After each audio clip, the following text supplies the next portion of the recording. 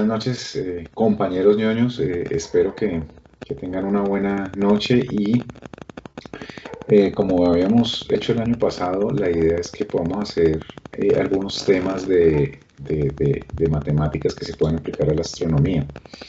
Entonces, el año pasado hicimos como unos punticos muy específicos sobre ecuaciones, sobre otros temas. Pero este año lo que quiero es que hagamos una especie de mini curso. En este caso va a ser un curso de trigonometría. Inicialmente los conceptos básicos de trigonometría plana, pero la idea, como nosotros somos observadores del cielo, queremos y quiero que lleguemos a la trigonometría esférica. No, la trigonometría esférica, tanto la plana como la esférica, es súper extensa. Eso tiene muchas cosas y lo que quiero es como extraer los puntos más importantes y como en el caso por ejemplo que Jorge toma fotos, Homer también ha tomado fotos y ha sido observador, que uno mueve el telescopio para acá, para allá, y bueno, y todos los demás, Ricardo, John, Melissa y los que ven este video, todos nos gusta observar el cielo, ya sea a simple vista, con binoculares, para tomar fotos o con un simple telescopio, pero de ahí lo que quiero es que cuando terminemos este mini curso de trigonometría, básicamente el foco es esférico, pero vamos a pasar primero por la plana, y es que cuando lo terminemos podamos observar el cielo y empezar a establecer ciertas relaciones, así sea mentalmente, o cómo funcionan ciertas relaciones, por ejemplo, de transformada de unidades o de coordenadas en la esfera celeste. Entonces, esta primera sesión, y yo creo que la segunda y quizás la tercera, van a ser de trigonometría plana, y haré unas dos, o sea, esto será para unas 5 encuentros, ahí los vamos espaciando, para tratar de llegar a esas relaciones del triángulo esférico en el lapso de un mes y medio, bueno, lo que nos tomen, aquí vamos de sin afán. Entonces, este es el encuentro número uno. Juan, disculpa, tienes un ruido en el micrófono, no sé si los demás lo escuchan. Hay como un ruido, como un retorno, no Sí, sé. yo también. Yo escucho como un aleteo ahí, como si fuera un helicóptero y ta. No sé si está haciendo algo interferencia con el micrófono. ¿Qué será? Yo no. Una mariposa. No tengo más aquí, estoy solo, voy a tratar de... ¿Así me escuchan mejor? No, sí te escuchamos, sí se escucha. Un ventilador o un abanico tal vez, ¿no? Ahí se quitó, ahí sí. No tengo abanico ni nada. No, es como cuando hace interferencia con el celular algo, empieza a sonar así. Voy a apagar el celular. Mejoró. No, ahí cerré el micrófono de Juan Manuel y dejó el sonido, solo era para confirmar que fuera él. Ah, ok. Bueno, sí es él. No, pero ya de todas maneras que, si quieres, Juan, activa el micrófono, que estaba bien. ¿Escuchan ahí? ¿Me escuchan mejor? Sí, se escucha bien. Ya se quitó. Perfecto, yo apagué el celular, lo puse en modo avión para que se minimice la interferencia.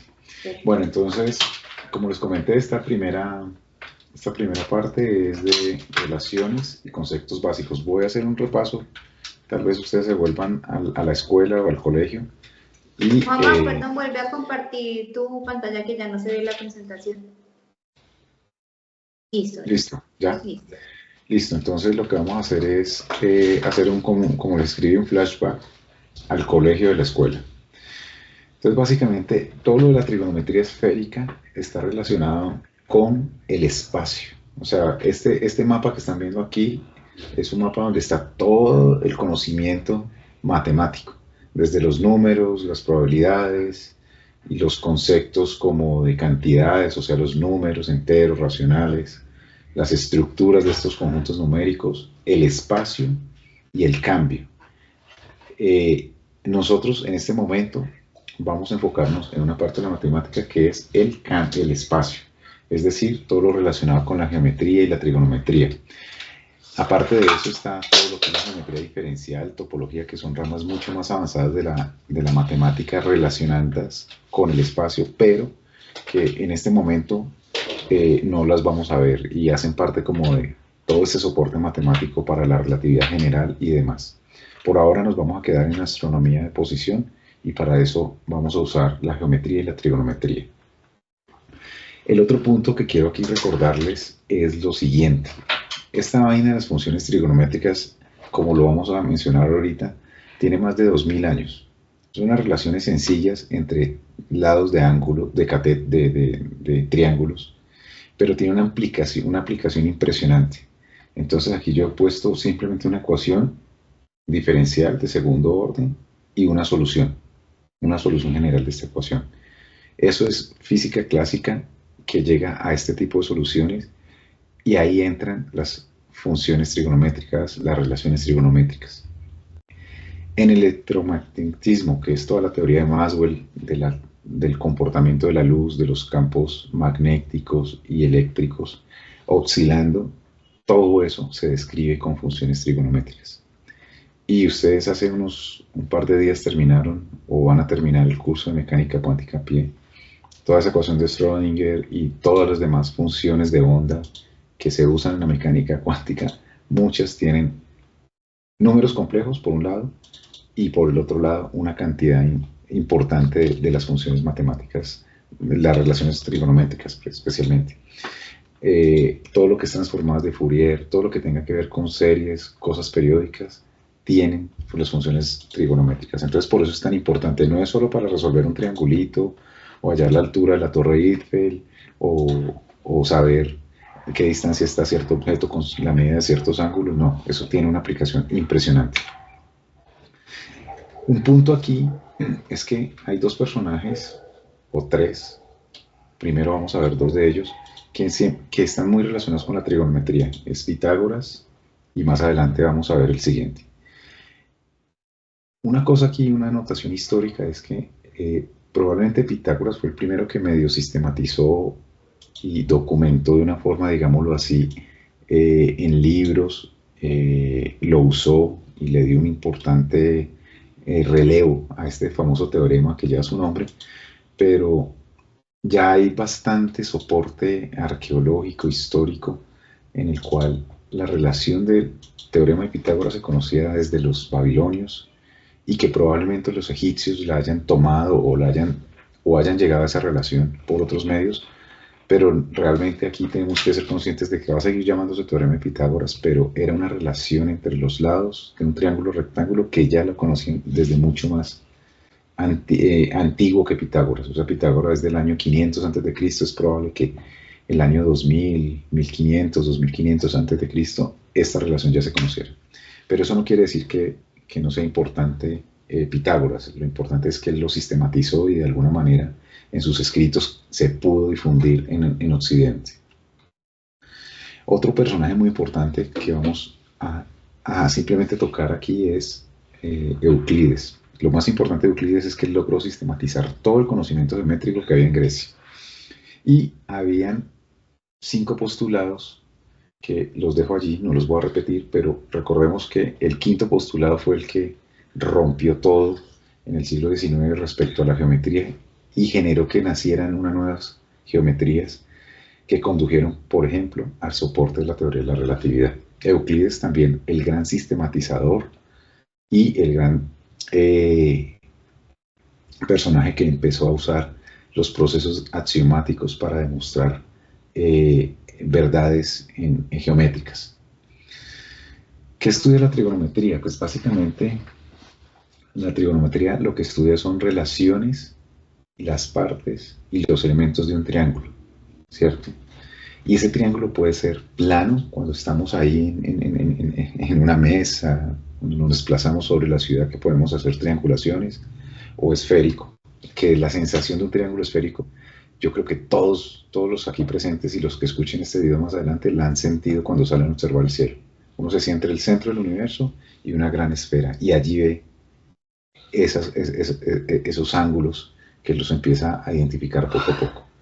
Entonces, la trigonometría plana estudia los triángulos en un plano, la esférica en una esfera, y básicamente la trigonometría se basa en relaciones, unas relaciones entre lados, ¿cierto? Ángulos, y eso es lo que llamamos funciones trigonométricas. La trigonometría antes no se llamaba trigonometría, se ha usado desde la antigüedad. Todos sabemos las aplicaciones en construcción, navegación, agrimensura, etc. E inclusive, pues, como les mencioné ahorita, pues, en mecánica cuántica. Yo sé que, no sé si han visto ecuaciones dentro del curso de mecánica a pie, pero seguramente Jorge les ha comentado sobre la importancia de esta mecánica cuántica y sus funciones allí trigonométricas. Entonces, como lo coloco ahí en rosado, la idea mía es que podamos ir caminando poco a poco durante algunas semanas para llegar a los conceptos básicos de la trigonometría esférica. Es un triángulo. ¿Qué es un ángulo? ¿Cierto? Básicamente aquí vamos a hacer un repaso recordando algunos conceptos, ¿cierto? Básicamente, los ángulos se forman cuando un segmento de recta se pone a girar sobre otro segmento de recta respecto a otro segmento de recta con un punto fijo. Entonces así formamos un ángulo. Ahora, cuando estamos en la noche observando el cielo, pues a veces abrimos las manos y con una de ellas indicamos un objeto y con otro objeto, y nosotros nos volvemos ese vértice. Entonces el ángulo es esa porción del espacio que está comprendida y que está dentro de nuestro marco visual entre nuestros brazos y en el papel, como lo ven ahí, entre estos dos segmentos de recta OX y OP. Básicamente generar un ángulo es simplemente rotar un segmento llamado desde una posición inicial a una posición final. Puntos importantes. Nomenclatura. Vamos a empezar a ver algo de nomenclatura aquí. Por definición, no sé quién se lo inventó, los ángulos se miden en sentido contrahorario a las manecillas del reloj, sentido antihorario. Y en ese sentido los ángulos son positivos. En el otro sentido se quedan definidos como negativos. Ángulos notables, cosas importantes, no sé. Esto lo ve uno en primaria o quizás en primero o segundo de bachillerato. Tenemos los ángulos agudos, que son aquellos que miden menos de 90 grados. Los ángulos rectos, que son aquellos que siempre miden 90 grados. Los ángulos obtusos, aquellos que van entre 90 y 180 grados. Son mayores a 90, pero menores a 180 grados. Y el ángulo de 180 grados tiene un nombre especial, ángulo llano, el llano. También tenemos otras relaciones que son importantes recordar.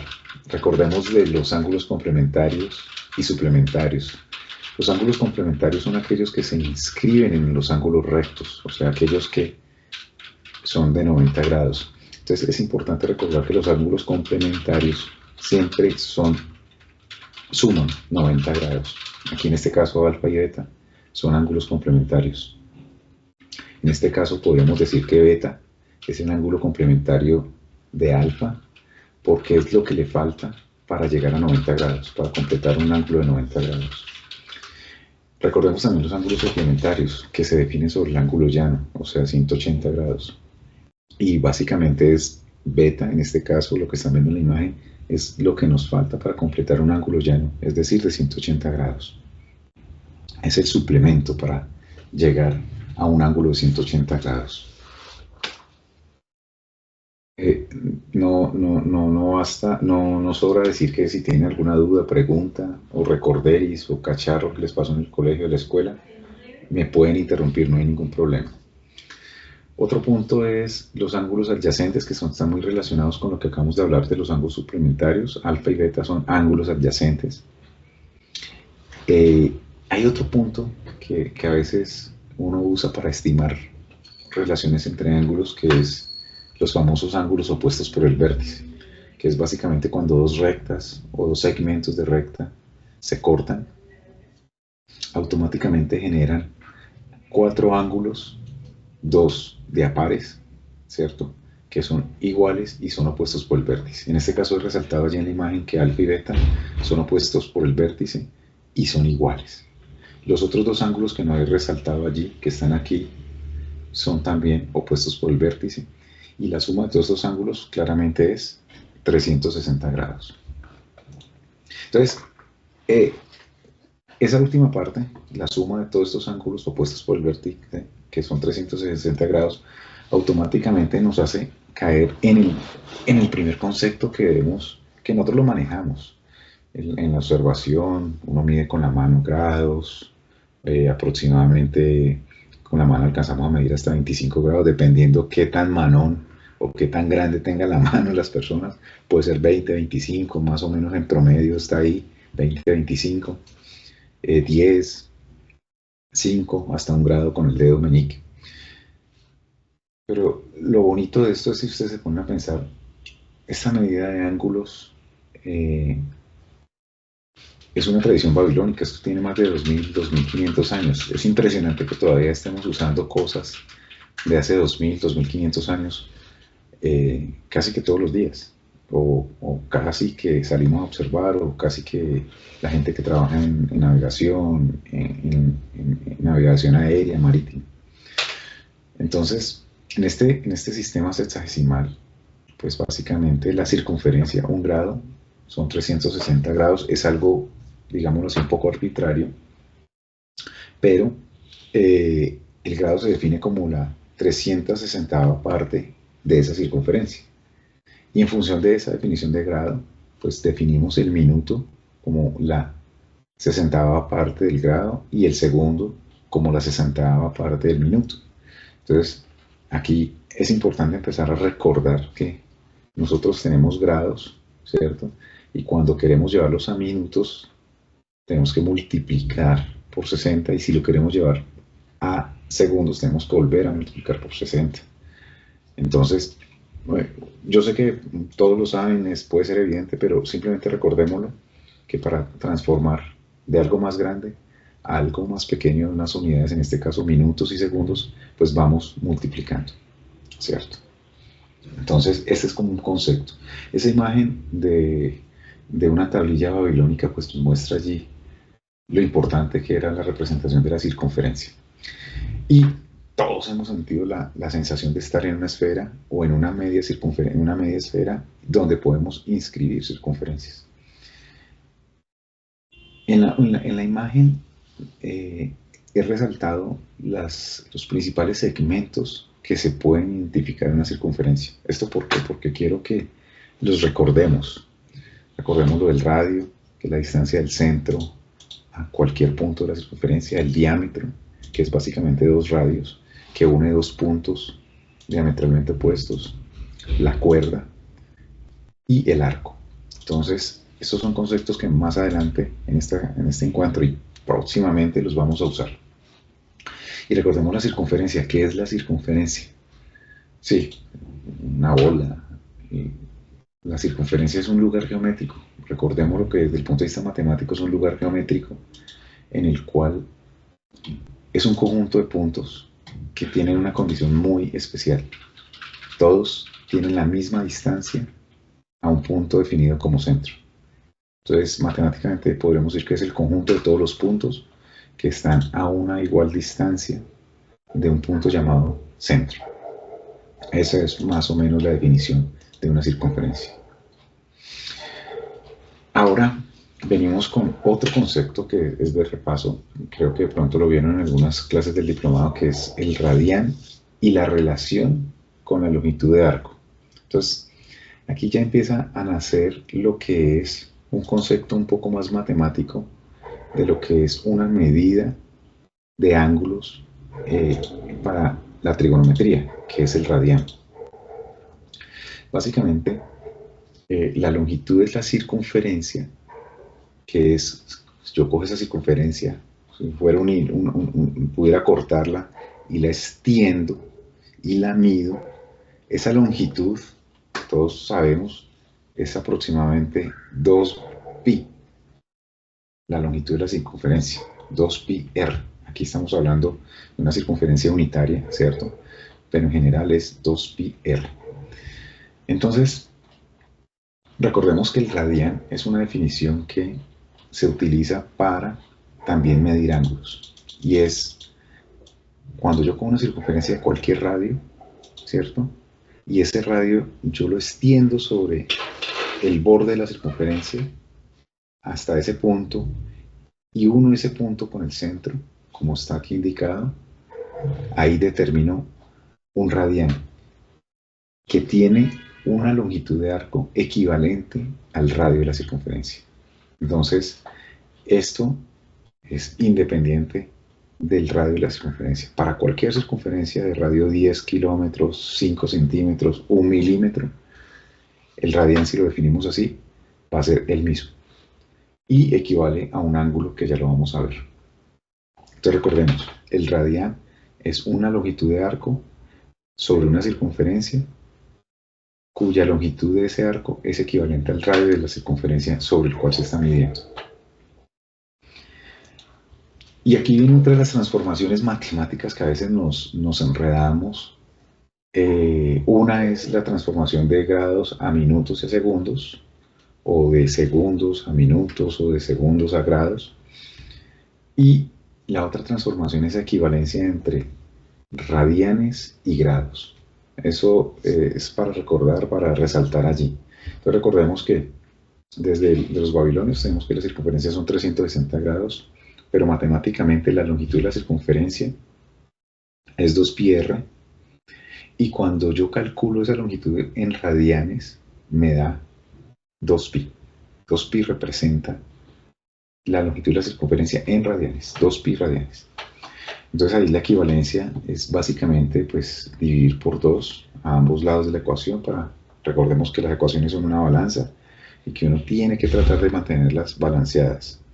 Entonces realmente no es que divida por 2, sino que, o no es que pase el 2 a dividir, sino que yo divido por 2 a ambos lados. Entonces aquí me queda 180 igual a pi.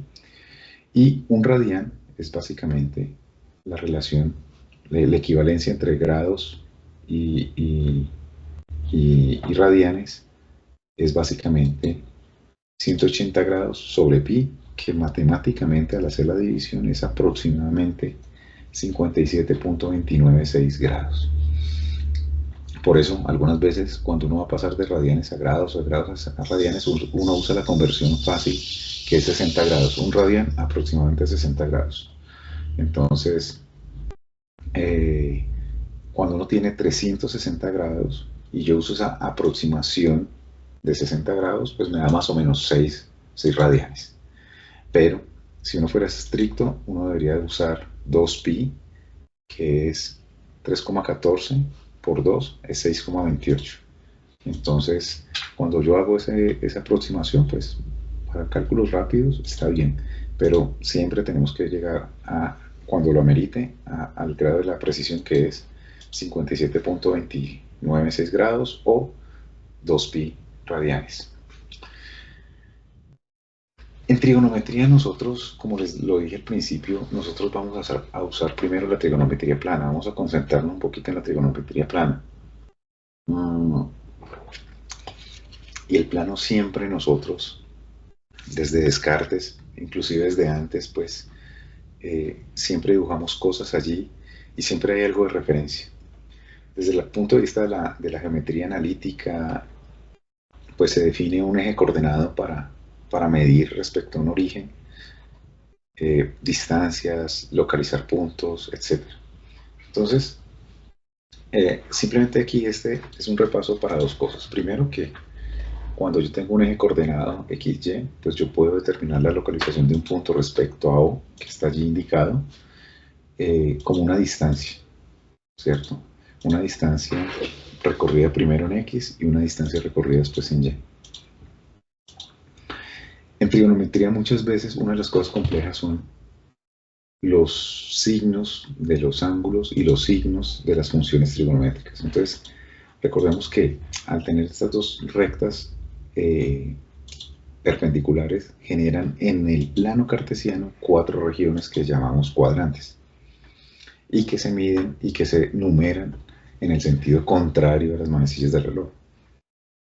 Cuadrante 1, cuadrante 2, cuadrante 3 y cuadrante 4.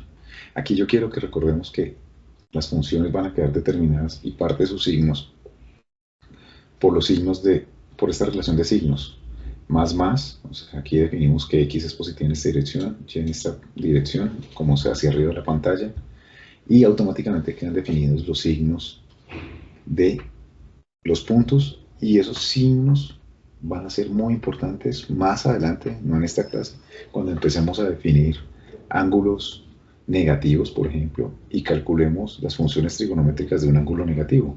Un ángulo negativo es, por ejemplo, en esta dirección en donde estoy colocando el mouse. ¿Cómo calcular la distancia al origen? Pues ya lo vamos a ver un poco. Ya dejando los ángulos de un lado, volvamos al concepto de triángulo. ¿Qué es un triángulo? Entonces, antes de llegar al triángulo, tenemos que pensar que uno puede coger segmentos de recta y unirlos, el inicio de un segmento de recta con otro, y así sucesivamente empezar a hacer una figura, un polígono que llamamos, pero que quede cerrado. O sea, yo tengo que cerrar el polígono. Entonces aquí yo he hecho ahí, lo primero que se me ocurrió con el mouse, hice eso no sé qué es, pero eso es un polígono que tiene X lados, no sé cuántos, y ese polígono tiene varias cosas interesantes. Tiene los lados, que son los segmentos de recta, que se unen en los vértices, y que al interior de la zona encerrada, en la zona encerrada tenemos unos ángulos internos y por fuera unos ángulos externos. Entonces, básicamente un polígono es un área del plano que está limitada por una curva llamada poligonal, y esa curva llamada poligonal es porque está hecha de segmentos de recta. Esto es, creo que geometría de primaria quizás, o de primero bachillerato, y es importante recordar un triángulo, pero ¿qué es un triángulo? Un triángulo es un polígono, y ahí viene lo importante, es que hay unos polígonos. Esto fue hecho ahí a la carrera, ese polígono, lo primero que me salió, pero es que hay unos polígonos que son para gente un poco psicorrígida, que los lados son perfectos. Entonces, cuando tenemos lados iguales y ángulos iguales, tenemos polígonos que se llaman regulares. Al igual que los sólidos regulares, también tenemos los polígonos regulares. De hecho, vamos primero del plano, sólidos, polígonos regulares, y después pasaríamos en algún momento a los sólidos regulares. Y cada uno tiene su nombre dependiendo pues del número de lados. Entonces aquí ya claramente todos lo sabemos, a veces se nos olvida un poco, pero el triángulo es un polígono regular que tiene 3 segmentos. Y así sucesivamente con el cuadrado, el pentágono, hasta llegar al octágono y al decágono, y a otros polígonos que tienen 12, 20, 26 lados. La circunferencia, si uno se vuelve a la matemática y al cálculo, se puede considerar como un polígono con un infinito o con un número muy elevado de lados. Entonces, y esa fue la forma como, por ejemplo, Arquímedes intentó determinar el valor del número pi, haciendo polígonos inscritos y circunscritos sobre una circunferencia, y calculando el área de esos polígonos mediante la triangulación. ¿Y qué es la triangulación? Pues la triangulación es dividir los polígonos en triángulos, y siempre se puede dividir polígonos o figuras geométricas planas, polígonos, en triángulos. Entonces ya recordando esa definición de triángulo, pues volvemos a recordar otros conceptos que se nos olvidan a veces. Los triángulos se pueden clasificar según sus lados y sus ángulos. Entonces, básicamente, recordemos que los equiláteros, igual, equinoccio, igual noche, igual día, equilátero, igual los lados. Eso es una cosa bacana del lenguaje, que uno empieza a recordar cositas y todo tiene un sentido. Isósceles, tenemos 2 lados iguales, y escalenos cuando todos los 3 lados son diferentes. Pero siempre en un triángulo, recordemos, los ángulos internos siempre tienen una medida específica, ¿cierto? Ya la vamos a ver. Y según sus ángulos, pues tenemos triángulos rectángulos con al menos no, siempre es un ángulo recto de 90 grados. Acotángulo cuando todos los ángulos son agudos, recordando un poco lo que hablamos hace un rato en los recorderis de los tipos de ángulos. Y obtusángulo es aquel que tiene al menos no, tiene siempre un ángulo obtuso. No puede haber un triángulo con dos ángulos obtusos. No hay forma de que esa figura geométrica cierre con tres lados y tenga dos ángulos. Entonces, esos son como el recorderis de los tipos de triángulos. Los triángulos también tienen unas propiedades importantes.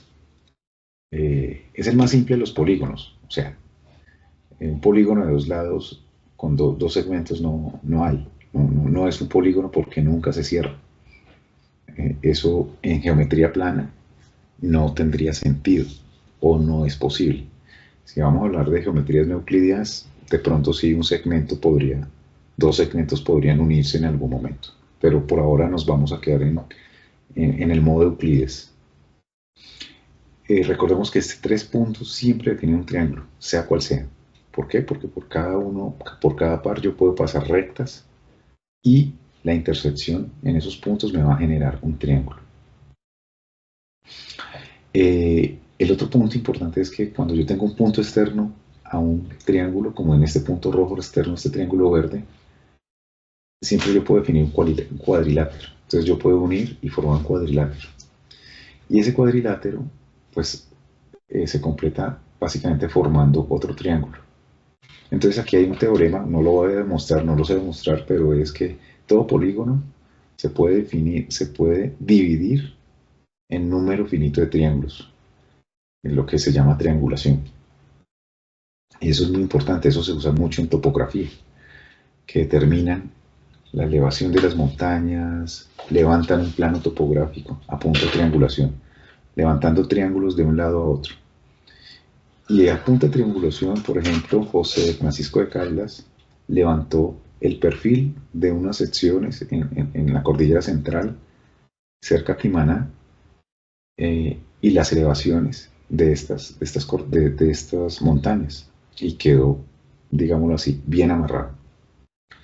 Y básicamente, lo que les decía, todo polígono de n lados, yo lo puedo entonces dividir en triángulos. ¿Y cuántos triángulos necesito? n-2. Ese es como la regla. Entonces, por ejemplo, un cuadrado, si nos devolvemos a un cuadrado, tiene 4 lados. ¿Cuántos triángulos necesito en los cuales puedo dividir el triángulo? Pues n-2 da 2. 4 menos 2, 2. Y básicamente es lo de la diagonal, donde quedan dos triángulos. Ahí les dejo para que hagan el ejercicio con el heptágono, el eneágono, el decágono. Y una de las propiedades más importantes, y la resalto aquí con esta ecuacióncita, es que la suma de los ángulos internos de un triángulo siempre es 180 grados. Esto es muy importante porque cuando pasemos a la trigonometría esférica, la cosa empieza como a cambiar un poco. Entonces lo traigo aquí, la demostración no la voy a hacer acá, pero a punta de paralelas y secantes uno podría demostrar que estos ángulos, ¿cierto?, suman 180 grados, es decir, en este ángulo llano definido por AX se tienen esos 180 grados. Por ahora no la vamos a demostrar, pero es relativamente sencilla, la podemos hacer al final si no están cansados. Entonces, otro concepto que se robó de pronto Pitágoras es que hay una relación fundamental en los triángulos rectángulos, y es el famoso teorema de Pitágoras, donde nosotros tenemos un triángulo, ¿cierto?, con tres lados, A, B y C, donde A y B llamamos los catetos. Los catetos siempre están unidos o son los lados que forman el ángulo recto. O sea, el cateto nunca va a estar acá en este lado. El cateto siempre está y converge al ángulo recto. Y es una relación entre estos lados, una relación muy famosa, creo que todos la usamos en algún momento de nuestra vida, y que también es fácilmente demostrable pensando en que uno hace un armazón de cuadrados y calcula el área de cada uno de esos cuadrados, de los cuadrados que se forman con los catetos, y su suma pues nos va a dar al área relacionada con un cuadrado que tenga lado C, que sea igual a la hipotenusa. Hay muchas demostraciones geométricas, volumétricas, por ahí he visto unas demostraciones con fluidos, hay unas demostraciones con como una especie de rompecabezas de figuritas que arman y siempre se llega a reconstruir el área de este cuadrado del lado C con cualquier distribución o recorte que yo haga a estos dos cuadraditos. Por ahora no lo voy a mostrar y asumámoslo que es así, o lo pueden ver en internet. Feliz noche, gracias. En internet siempre hay algunas demostraciones bien interesantes. Entonces ese es otro concepto, recordémoslo, no lo olvidemos, hay concepticos que he ido dejando allí. Sin entrar a demostrar, vamos a saltar este slide, bueno, no, lo voy a decir. Esta es una ecuación muy general de una circunferencia en un plano cartesiano de radio R que está con un centro en un punto cualquiera. Generalmente nosotros las circunferencias que trabajamos y las que vamos a trabajar de aquí en adelante en los próximos slides es centrada en el corte de los dos ejes coordenados. Pero la generalidad es que esta es la ecuación de una circunferencia con un punto HK cualquiera. La traigo aquí como de cultura general, de recorderis, en algún momento quizás las vimos en la universidad, en el colegio, pero no nos vamos a quedar con esta ecuación. Básicamente, si ese punto HK es igual a 0,0, o sea el origen, pues esa ecuacioncita se convierte en esta ecuación, que es x cuadrado más y cuadrado igual a r cuadrado, que es la ecuación de una circunferencia con centro en el origen y radio r. Ese es básicamente como el recorderis. ¿Eso de dónde sale? Eso sale de la geometría analítica. También tiene un proceso, digámoslo así, de álgebra para demostrar esta ecuación. Pero por ahora, quedémonos aquí con esta ecuación. Es relativamente sencilla, es muy parecida a el teorema de Pitágoras.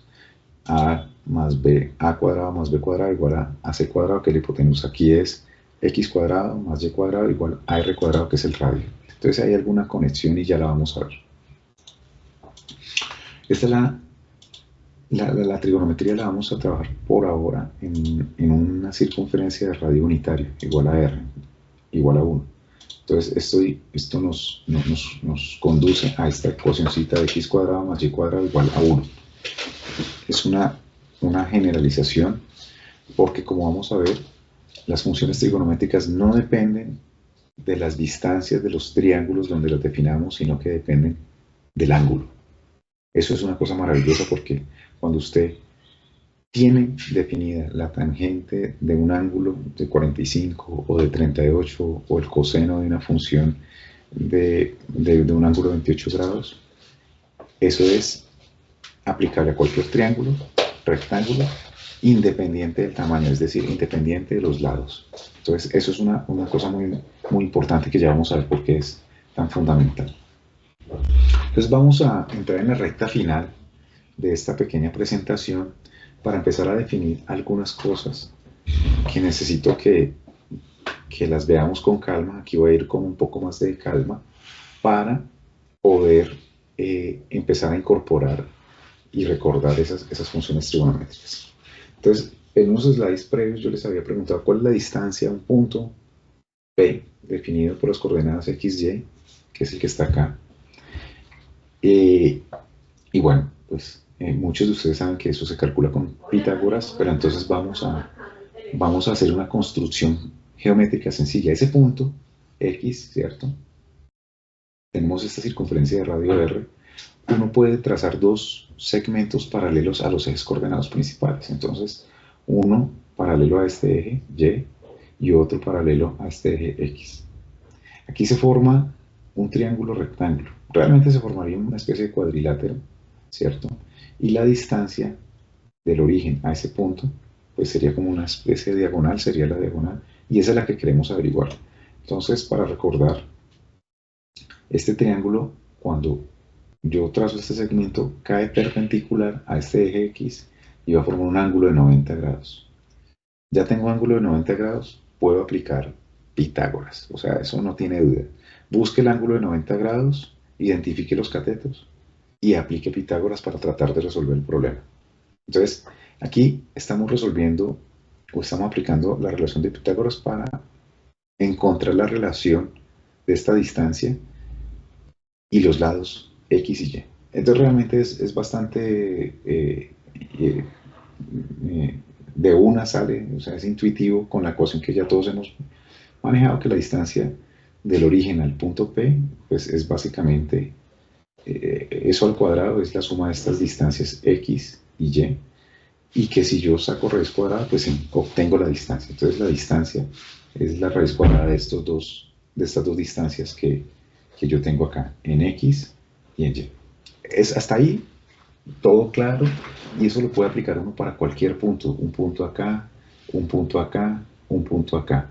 Pero es importante recordar que dependiendo del cuadrante donde estemos, respecto a este origen, un punto acá donde estoy colocando el mouse, en Y va a ser una distancia negativa, es decir, está a X unidades por debajo, digámoslo así, del origen en dirección Y, en el eje Y. Esto aquí Pitágoras me relaciona los lados, distancias, longitudes de los catetos. Pero ¿qué pasa? La cosa aquí hace unos, sí, 2000 años, un poco más de 2000 años, la cosa no se quedó ahí.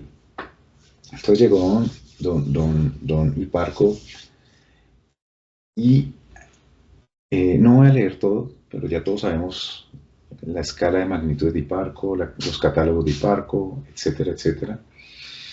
Él empezó a hacer una relación, y lo resalto un poco en negrita en el último párrafo.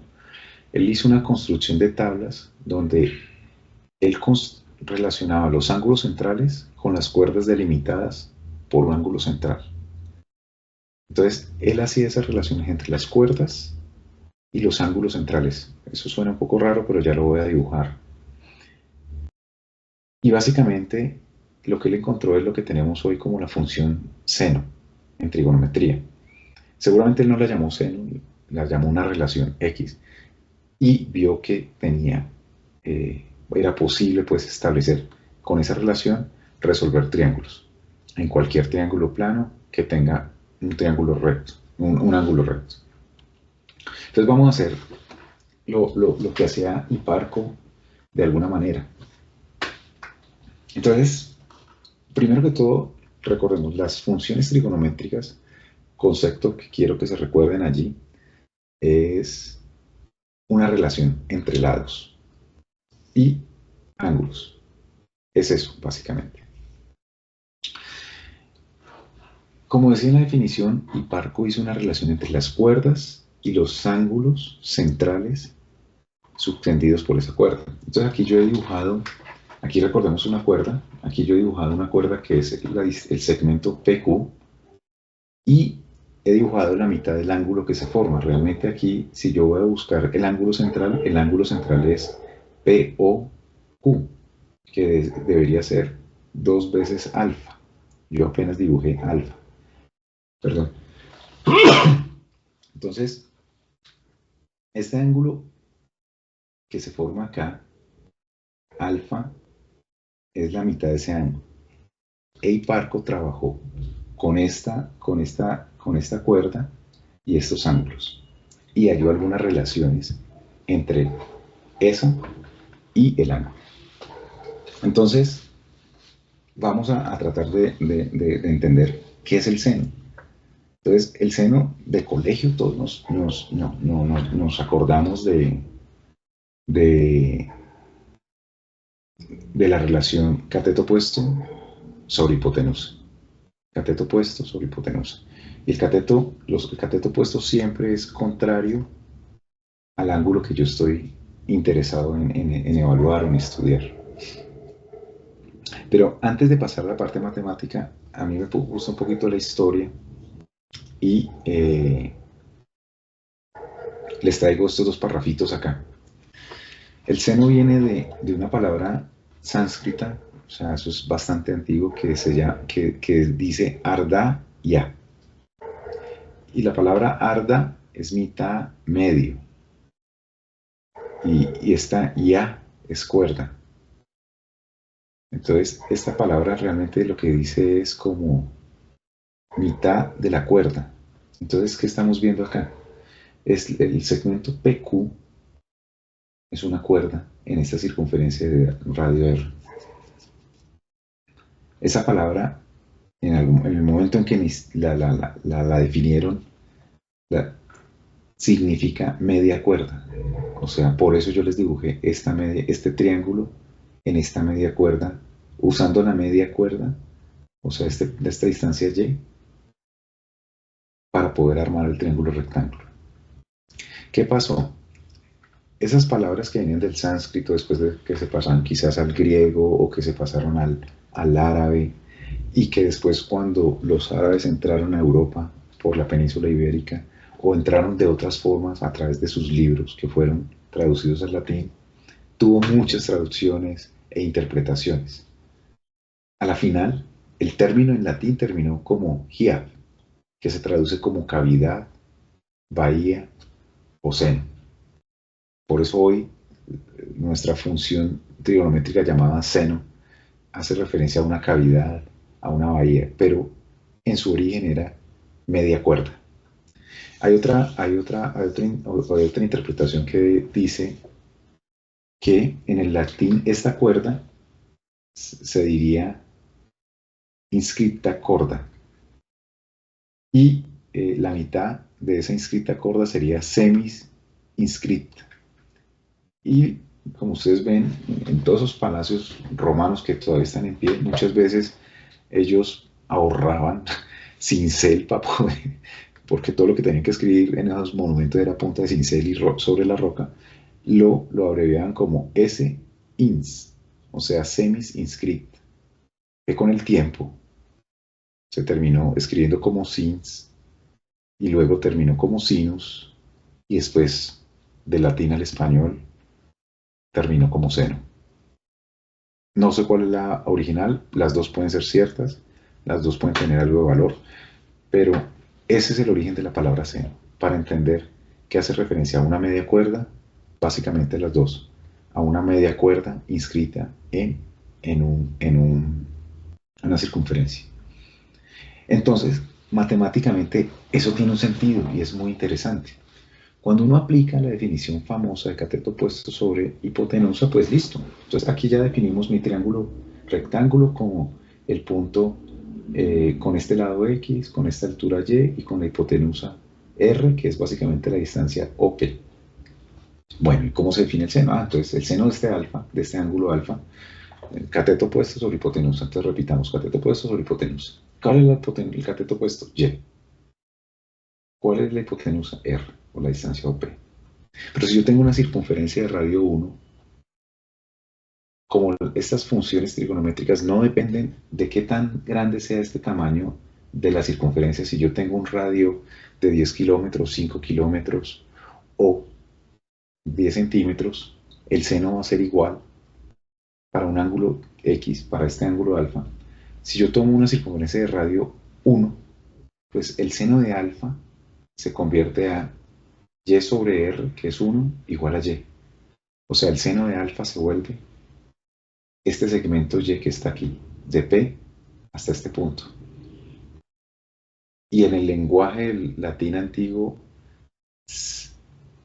sin inscrita era semicuerda. O sea, recordemos que el seno es la mitad de esta cuerda PQ. Hace referencia a esta distancia.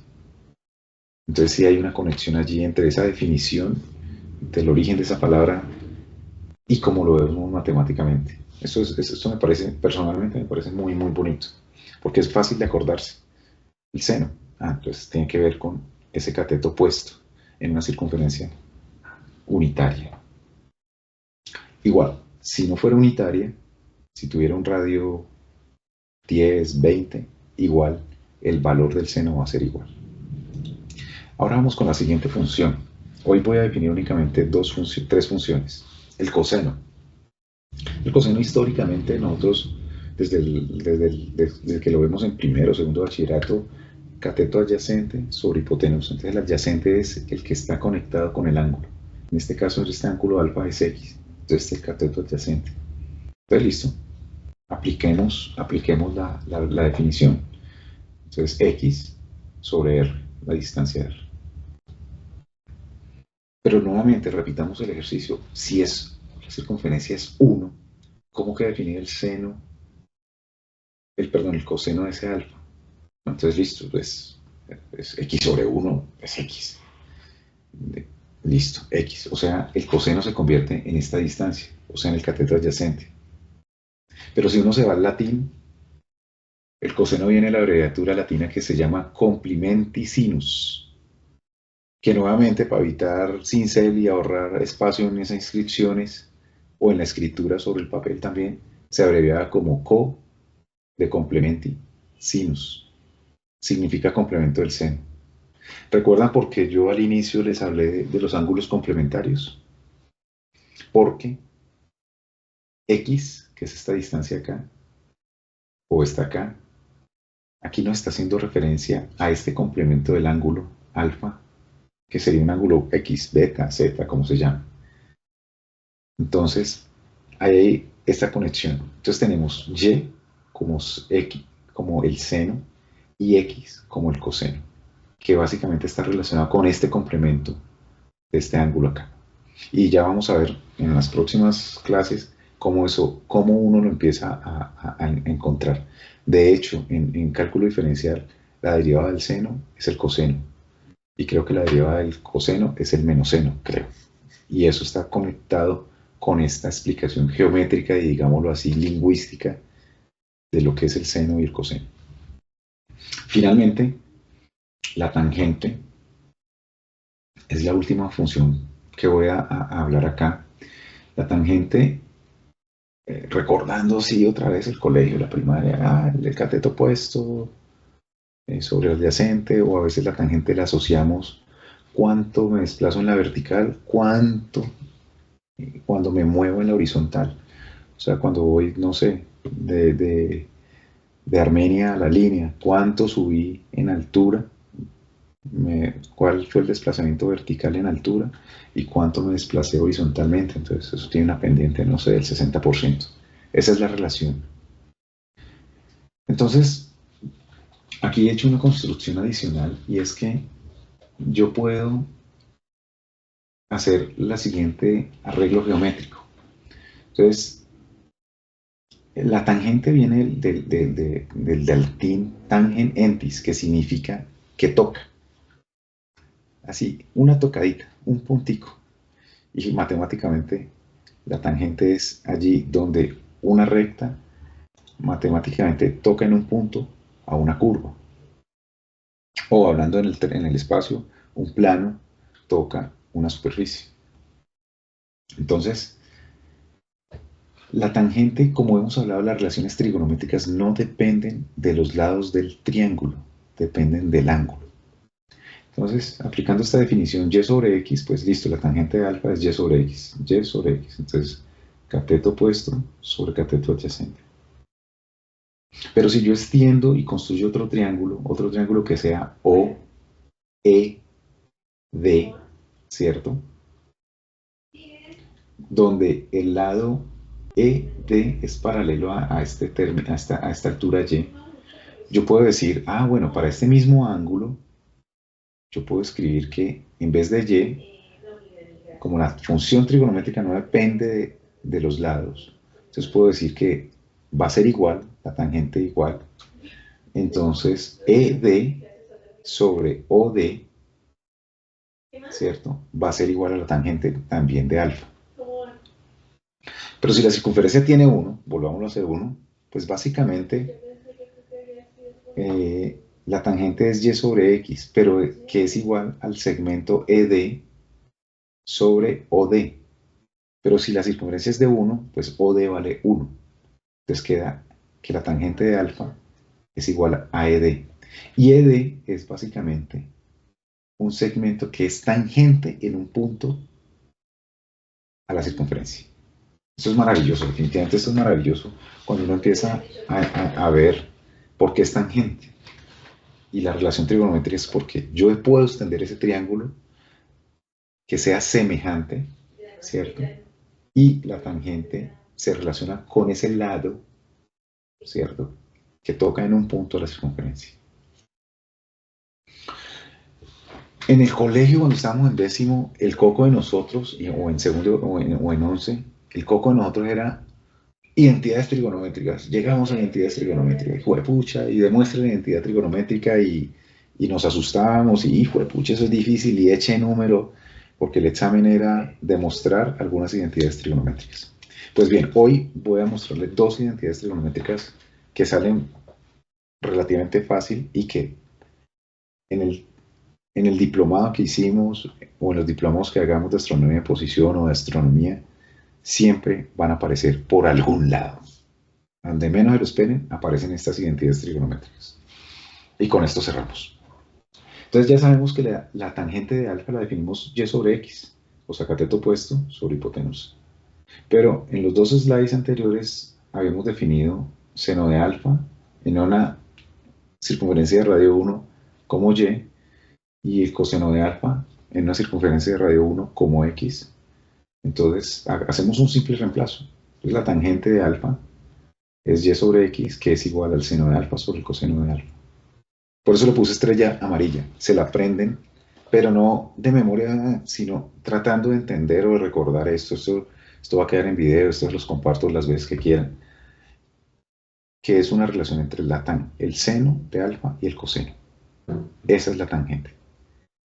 Y es muy, muy, muy bonito, porque en esa circunferencia de radio 1, y sobre x, se mantiene el mismo concepto, sino que ya y y x ya hemos demostrado, o hemos presentado, que es básicamente el seno, y x va a ser el coseno. Finalmente, en una circunferencia, vimos que la circunferencia de radio 1, esta ecuación la había mostrado previamente, bueno, ahí quedó. Pero ¿por qué es importante esto? Porque como vimos en los dos slides anteriores, en los tres slides anteriores, vimos que en una circunferencia de radio 1, uno puede tener estas relaciones trigonométricas, el seno de alfa y el coseno de alfa, como y y como x respectivamente. Entonces si uno coge esto, como en la licuadora, cojo el seno de alfa igual a y el coseno de alfa igual a x, y lo meto en la licuadora, que es esta ecuación, y opero, pues yo tengo estos son pasos intermedios, pero cuando hago estos reemplazos, obtengo la segunda relación trigonométrica importante de esta noche y con la cual nos vamos a ir a dormir, que es básicamente que el seno de alfa cuadrado, no seno de alfa cuadrado, no, es el seno cuadrado de alfa y el coseno cuadrado de alfa es igual a 1, que es esta relación, que es básicamente expresar el teorema de Pitágoras en unas relaciones trigonométricas llamadas seno y coseno. Entonces, tiene estrellita verde, al igual que esta otra ecuación, y es la segunda relación trigonométrica o identidad que quiero que recordemos y nos acostemos con ella. Entonces, en este punto ya cierro, 8:16, 45 minutos aproximadamente. Ya con esto cierro la primera sesión de la introducción a la trigonometría, el repaso de geometría. Yo sé que puede ser un poco pesado a estas alturas de la noche, todos cansados, pero bueno, también puede ser un ejercicio de pensar en otras cosas y recordar, no sé, la adolescencia. Y cuando veíamos esto, que tal vez nos asustaba, pero realmente viéndolo con otros ojos ya, no porque quiero pasar el año y graduarme de bachiller, sino porque esto me sirve para mi hobby, que es la astronomía, o para cualquier otra cosa, pues puede tener otra aproximación y puede ser más satisfactorio. Bueno, mis queridos compañeros ñoños, siendo las 8:16, con esto doy cierre a la primera sesión. Yo creo, no van a ser 3 o 4, yo creo que van a ser unas 5, tal vez 6, para ir despacio y poder llegar a los conceptos básicos de la astronomía, de la trigonometría esférica. Listo,